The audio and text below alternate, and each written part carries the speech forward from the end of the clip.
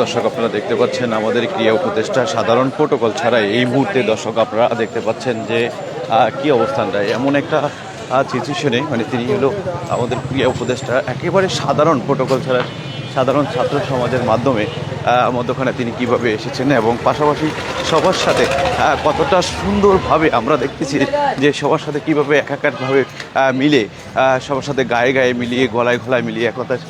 একজন উপদেষ্টা একজন মন্ত্রী একথায় বলা যায় তিনি এই মানুষটি আমাদের ক্রিয়া উপদেষ্টা তিনি কীভাবে আসলেন আমরা আপনাদেরকে দেখানোর চেষ্টা করছি দর্শক দেখুন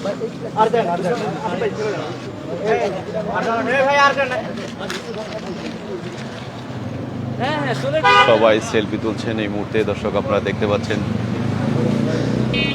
এত সাধারণভাবে চলাফেরা এই টিএসসিতে ছাত্রদেরকে এক কথায় আমাদের হাসিব ভাই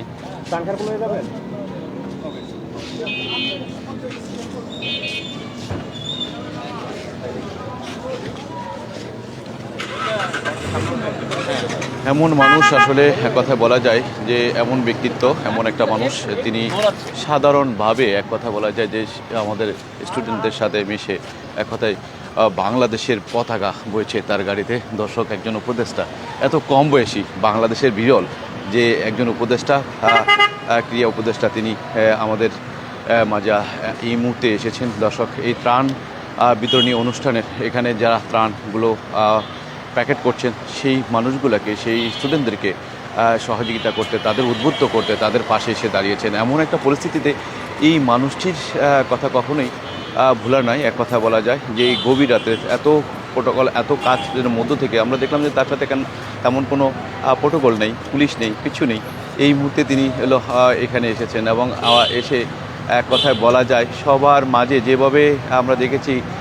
মুখে গায়ের সাথে গা মিলিয়ে ঘাড়ে হাত দিয়ে সবার সাথে যেভাবে তিনি সেলফি তুললেন কথা বললেন এই মানুষটি এই যাদের সাথে একসাথে চলাফেরা করতেন সেই মানুষগুলো কিন্তু তার পাশে রয়েছেন আমরা আপনাদেরকে একটু দেখানোর চেষ্টা করেছিলাম দর্শক বাস্তব অর্থে এই মানুষগুলোকে না দেখলে আমাদের ক্রিয়া উপদেষ্টাকে না দেখলে আপনারা বিশ্বাস করতেন না কারণ অনেকে আমরা দেখেছি এই মানুষটির সাথে এতটা সমন্বয় যে দূরত্ব সৃষ্টি নয় এক কথা বলা যায় সবার সাথে তার যে একটা সুন্দর সম্পর্ক দেখলাম আমরা সেই যে এই বিষয়গুলো দেখলাম যে তাদের সাথে সবার সাথে সমন্বয় হয়ে এক কথা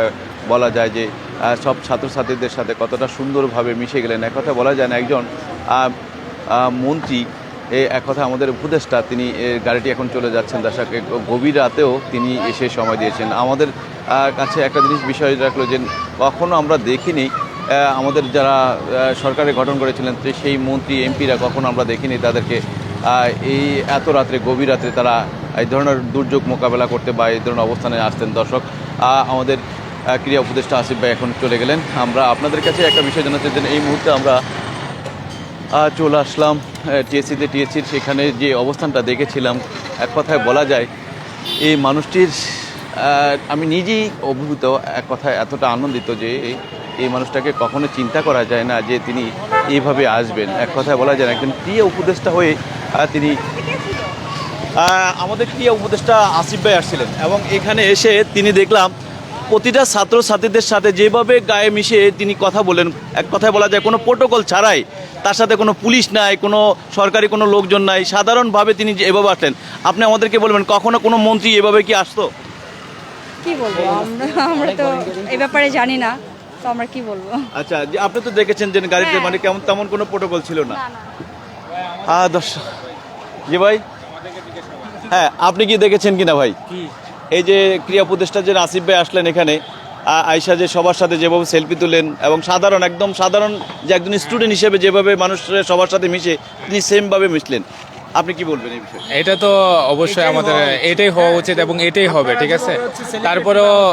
তিনি যেহেতু মোটামুটি এখন ফেমাস হয়েছে তার যথেষ্ট একটু গোপনীয়তা রাখা উচিত আর কি